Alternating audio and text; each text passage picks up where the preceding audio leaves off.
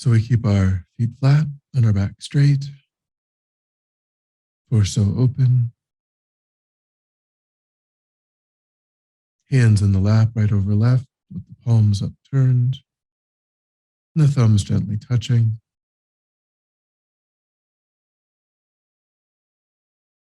Our eyes are gently closed or slightly open.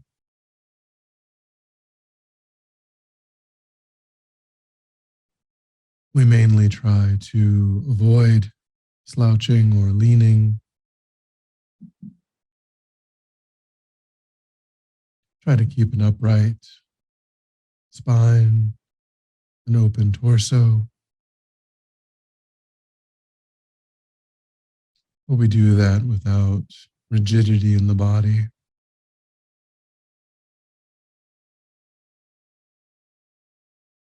Allowing the body to settle into its own stable, comfortable position.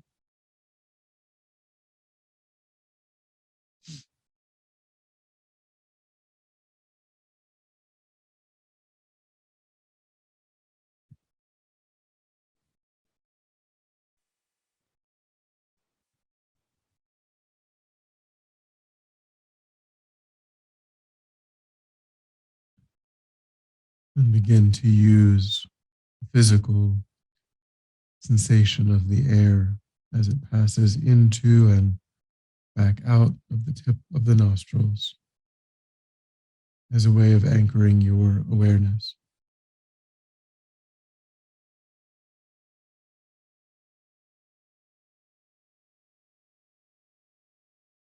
Letting go of anything in your environment that isn't that one physical sensation.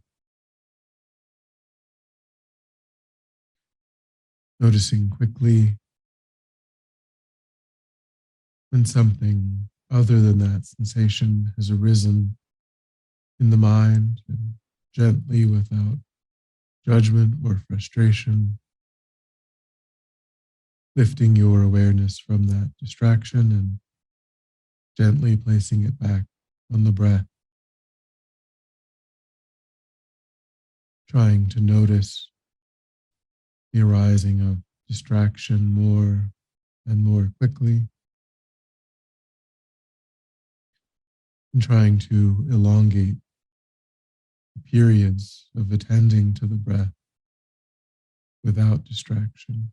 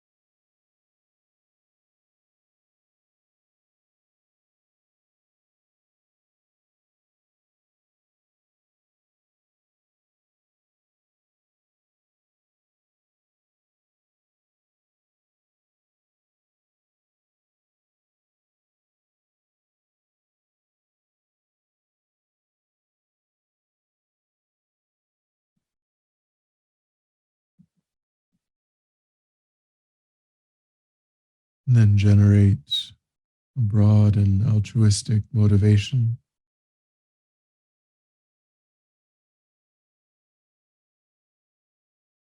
seeing others as limitlessly kind in this and previous lives,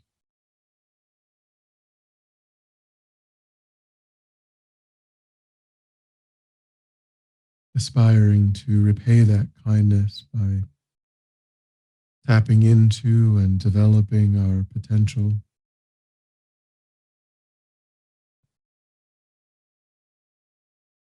so that we can spontaneously and naturally be of benefit to others.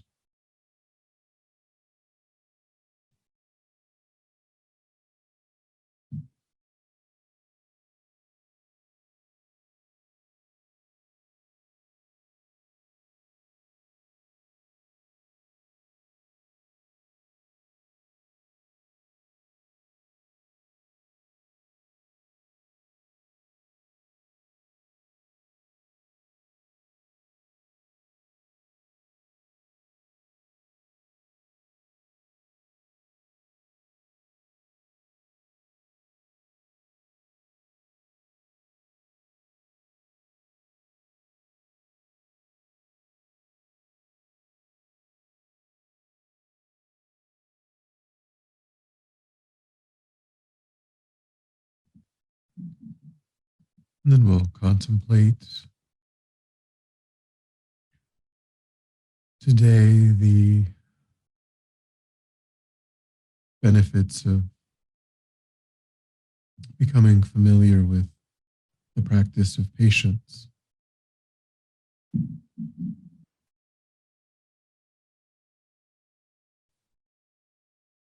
So, patience is a mind that is able to remain even, remain calm,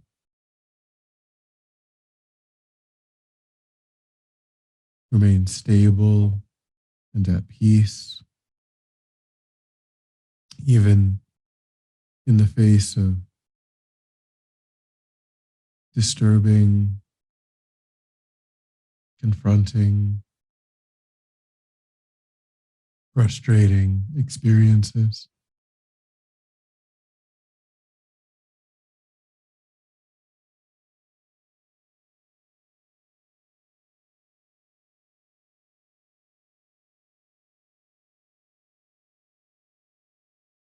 Developing this mind continues to permit actions that might, in an ethical and kind way, bring about the end of a harmful circumstance. If that is possible, what it emphasizes is what is happening in the mind when one is trying to bring about that kind of resolution.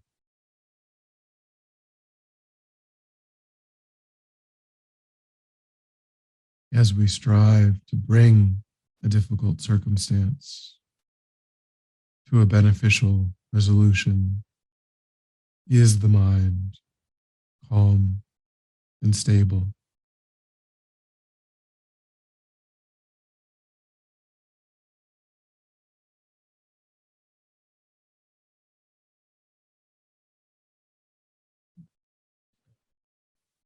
So the main obstacle to developing this mind is practicing anger in these situations.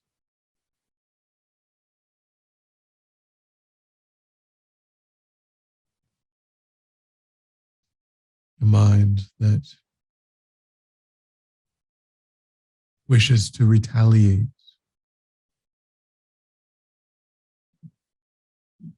a mind that wishes to respond to harm with some kind of harm of its own.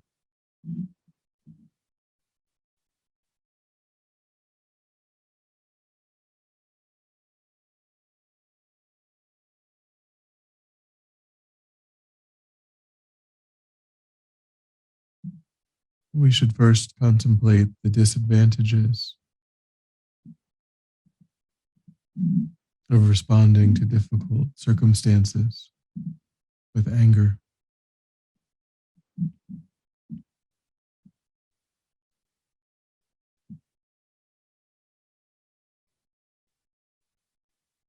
The first is that when anger arises in the mind, we're cut off from our own contentment,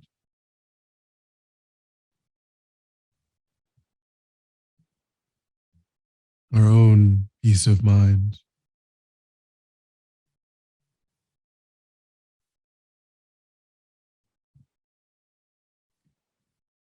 Whatever pleasant experiences we were having, we can no longer be in contact with.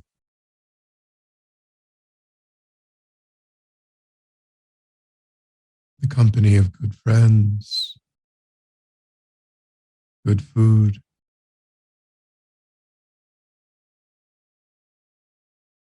whatever we enjoy when the mind is disturbed by anger is blocked.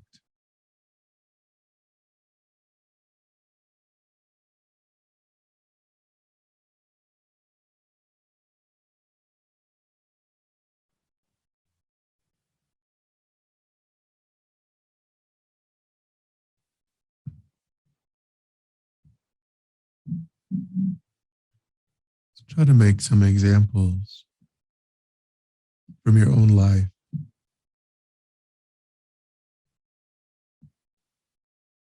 times when you responded to a difficult circumstance with a retaliatory perspective, and see if that's true.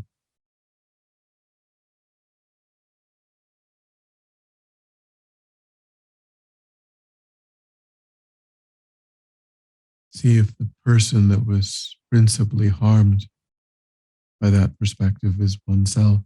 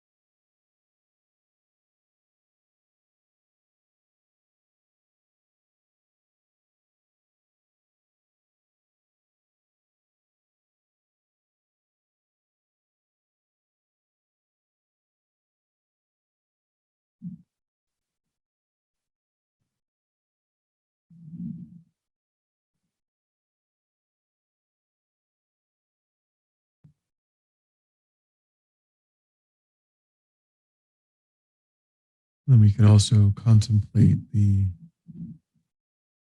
unseen, the more subtle aspects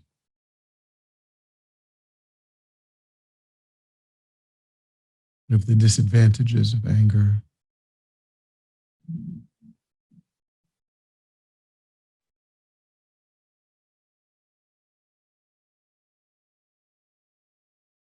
We can see how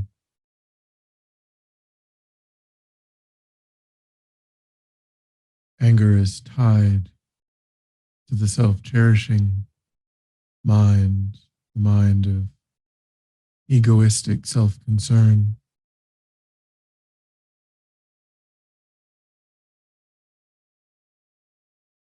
So, practicing this perspective will prevent, delay any progress toward enlightenment,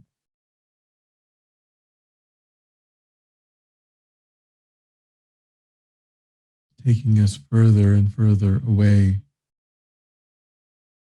from our goal of overcoming the self cherishing mind.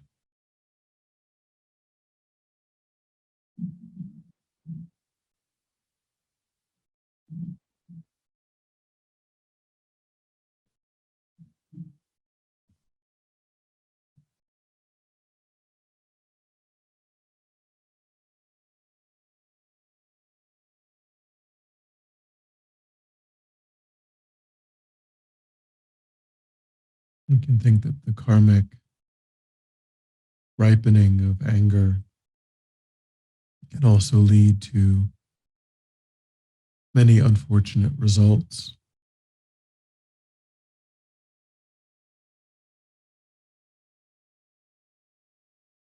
preventing us from accumulating the conditions suitable for practice,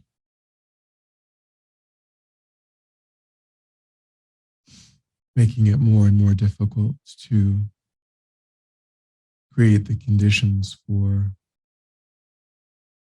a succession of perfect human rebirths.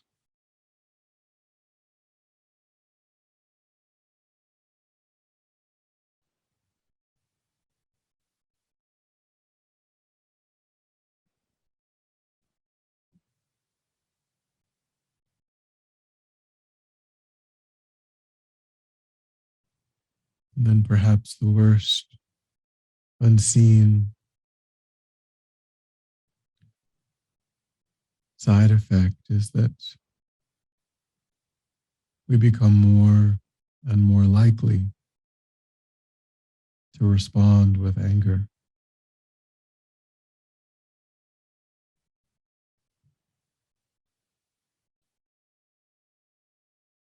We deepen that habit pattern.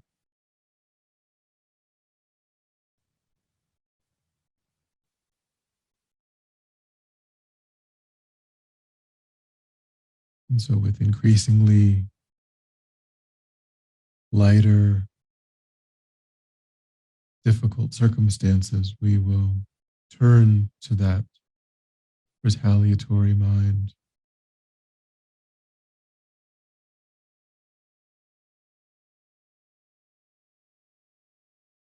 So, try to develop the perspective of wanting to be separated from this tendency through understanding its disadvantages.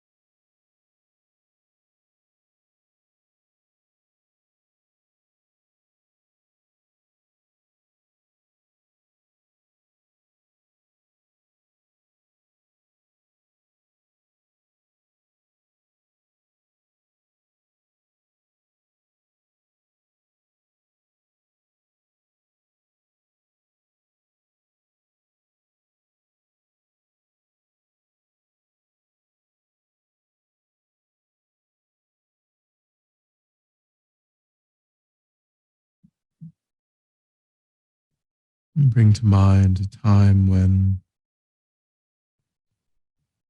someone said an unkind thing, acted thoughtlessly,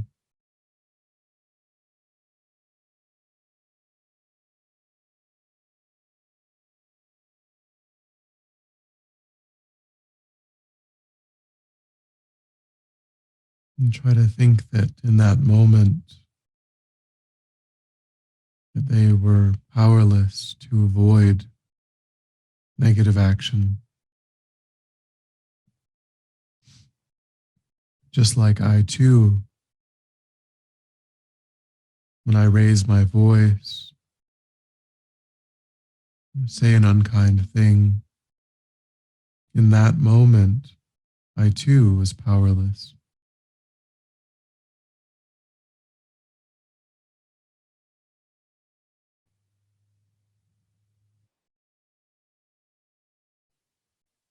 And thinking when that arises, the person afflicted should be an object of compassion.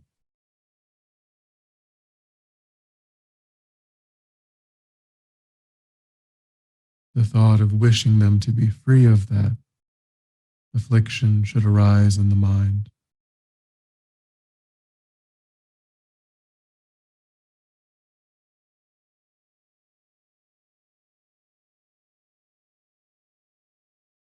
So try to observe in this memory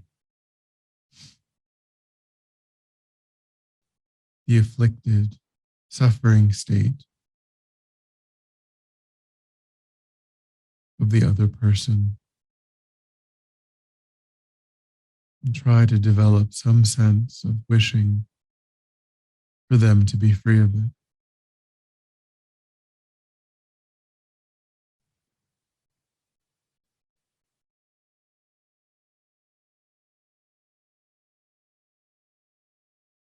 And if that compassionate attitude can arise, then try to hold your mind, rest your mind in that compassionate attitude.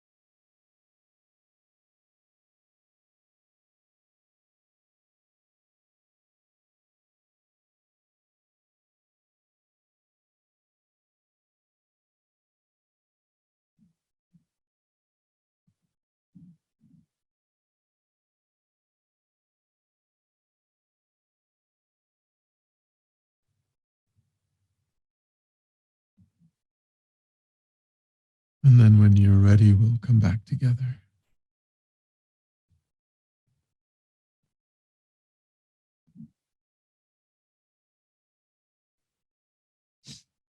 And then we'll dedicate. So recollect your altruistic motivation and think that by having contemplated in this way, you've actualized that motivation, which has created lots of positive energy in the mind. I think that you offer the fruit of your practice, the benefit of all sentient beings without exception,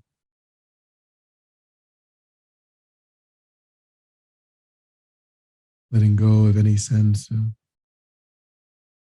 I or mine, thinking may this positive energy ripen in whatever way is beneficial for sentient beings. May it pacify conflict, poverty, disease. May it ripen the minds of sentient beings.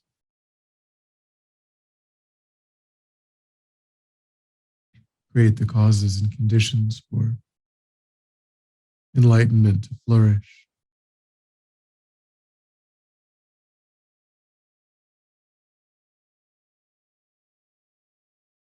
May it create the causes and conditions for enlightenment to arise in my own mind as well, to provide me with the tools, the ability to benefit sentient beings without mistake.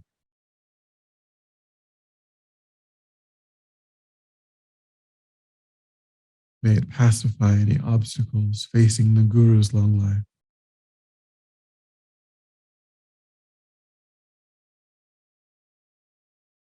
And may I and all sentient beings in this moment come under the care and guidance of enlightened beings until we swiftly achieve that state of enlightenment.